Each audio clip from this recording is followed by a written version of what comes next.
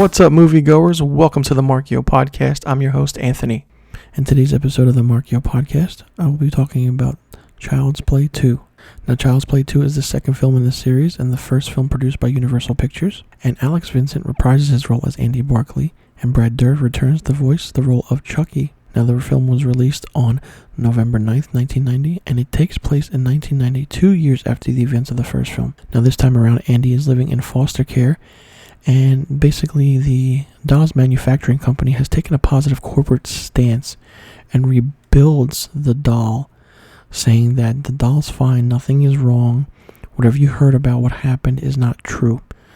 So basically they want to rebrand the Good Guys doll brand, and basically they re-release the dolls out to the public.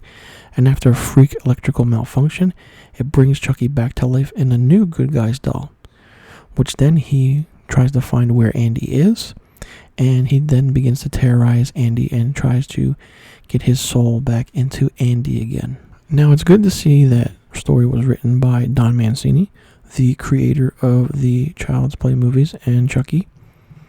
The interesting factor is that the way they did this, the way how Chucky was resurrected, was simple. We didn't have to have any backstory to what was going on or what was happening or how Chucky, came back to life or anything like that. It's basically, a spirit. It travels from one thing to another. So it attached to a new doll. It went to go find Andy, and then, then all hell breaks loose. There are things in this movie that are different than what you saw in the first movie. The running time for the movie is 84 minutes long. The budget is $13 million, and it grossed $35.8 million at the box office. And the interesting thing is that, once again, Andy is being framed, or so-called, getting into trouble. His foster parents think that he's doing it, while his foster sister, is just an underlining character. But she plays a big, big role at the end of things. Chucky is still, once again, his body is getting used to this good guy doll, and he's becoming human once again. He was turning human in the first movie, but then, under unforeseen circumstances, something happened.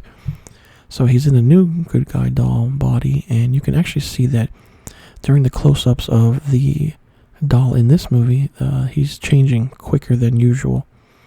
And the nose begins to start bleeding, and he feels pain, he feels certain effects, he feels emotion in a way, or so-called, how he feels. And there's a scene in the movie where Andy's teacher does something, and, he's afraid that, the good guy doll, Chucky's going to hurt him. He escapes, Andy escapes the school, and the teacher thinks that Andy's in the closet. Well, he's not. So basically, Chucky kills Andy's teacher with a yardstick by whacking her over the head with it and just, beating her to death. It's a creepy scene, it's a crazy scene, and it's a weird scene, so to speak. Now, the climax of the movie, the ending, takes place at the Good Guy Doll Factory. The interesting thing about this ending is that there's so much color going on with all the red, yellow, and blue that it's crazy to see. The good thing about this ending is that you didn't know where Chucky was, if it was this doll, that doll, and how everything closes out is weird. It's funny. There's a scene where one of the workers at the Good Guy Doll Factory is fixing one of the machines, and Chucky hits him over the head, and he gets his eyes gouged out with doll eyes.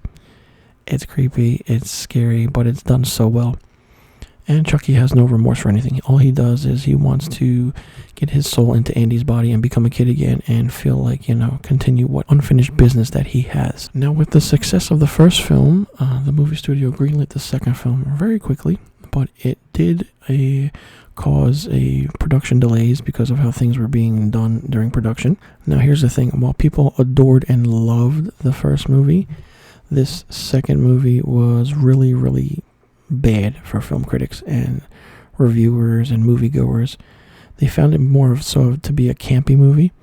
It was more funny than it was a horror. Not much of a horror aspect is in this movie at all. I feel like the production was, even though it says that it was sloppy, I feel like the production was rushed. And when you rush a production, the movie's not going to do too good. And that showed a lot. And it's different because this movie could have been better. It could have been a good horror sequel to what the first one is. The first one's creepy because it's just original. It's a new idea. It's a fresh idea.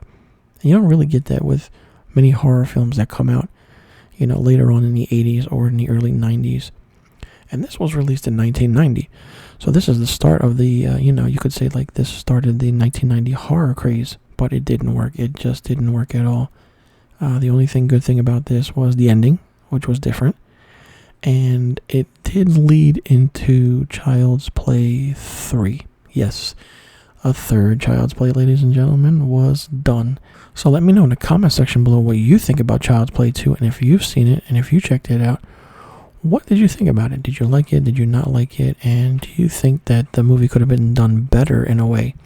Because of the popularity of the first movie, all of a sudden you have a sequel like this, and it's just not that good, And I would like to hear your reactions to the sequel, Child's Play 2. And if you think the movie could have been done better story-wise and what direction it should have gone in. And be sure you stay tuned to the next episode of the Markio Podcast, where I'll be talking about Child's Play 3. And be sure you click that subscribe button and hit that notification bell for new videos and new podcast episodes on the Markio Productions YouTube page. And follow Markio Productions on Instagram, Facebook, and Twitter. And follow me, Anthony, your host, on Instagram and Twitter at Mr. Filmstock, and follow the Markio Podcast on Instagram, Facebook, and Twitter. I'll leave a link to all the social media accounts in the description box below. You can check it out and follow along. Alright everyone, that does it for today's episode. I'm your host, Anthony.